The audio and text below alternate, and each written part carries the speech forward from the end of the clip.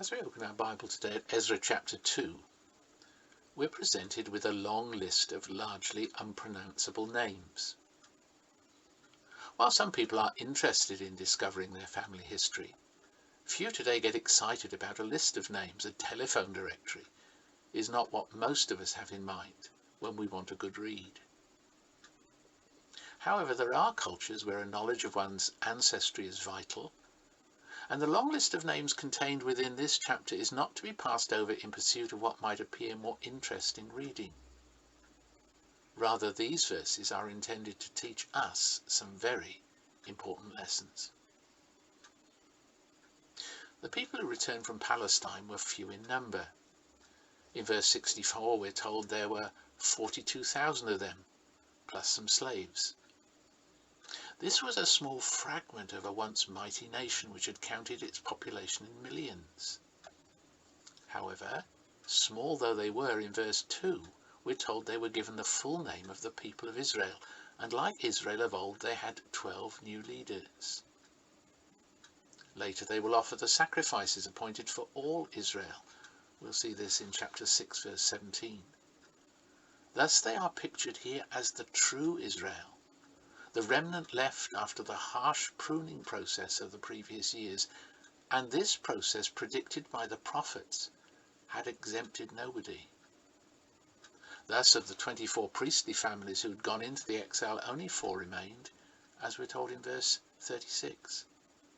And even then they outnumbered the once far more numerous Levites.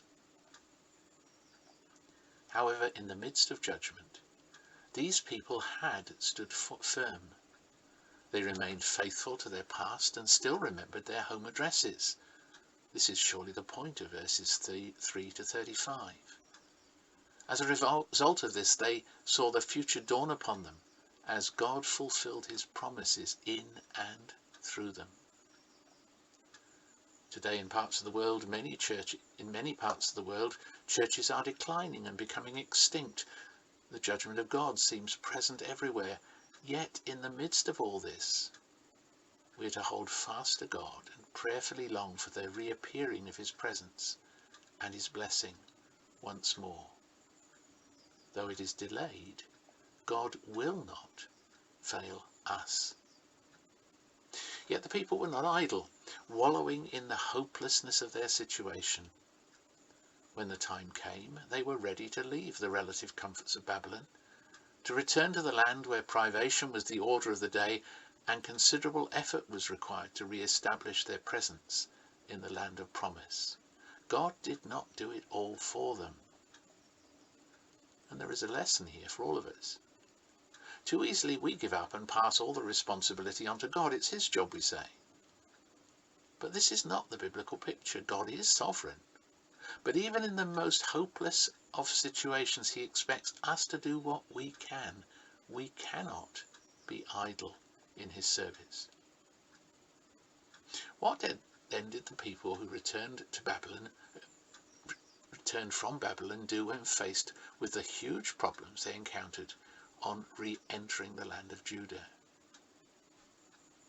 And like us so often, they did first things first and devoted themselves to re-establishing securely the very foundations of the people of God. Attention was given to the membership roll and to ensuring the purity and genuineness of those who profess to be true Israelites. We see this in verse 62. This was, however, no end in itself. Rather, by this means the unity of God's people was established, as we will see in chapter 3 verse 1. United in mind and purpose, there was hope that the work of reconstruction could be undertaken effectively. There is a point at which loving tolerance of others in fellowship must end and discipline be brought into action. Indiscipline among the people of God destroys the fellowship of the church, saps its resolve, and renders it powerless and ineffective. Only a united fellowship and church, striving together, is able to successfully face the tremendous demands which challenge its life and growth. The people who returned understood this. They did not merely treat symptoms, but got back to first causes, and only then did they have any real hope of success. We notice too their great concern to establish a genuine community life when they returned. As a group of isolated individuals all doing their own thing, they could achieve little, but organised together, the possibilities were enormous. We notice then that the people organised themselves into guilds, families and other groups in order to complete the various tasks, some menial, others more honourable, tasks that were required of them. Few Christian churches or fellowships today could be said to be characterised by such single-minded cooperation in Yahweh's work. Finally, in verse 69, we see that these people were prepared to face the cost.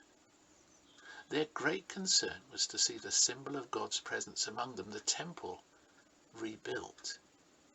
To that end, no effort was spared, and no demand too great.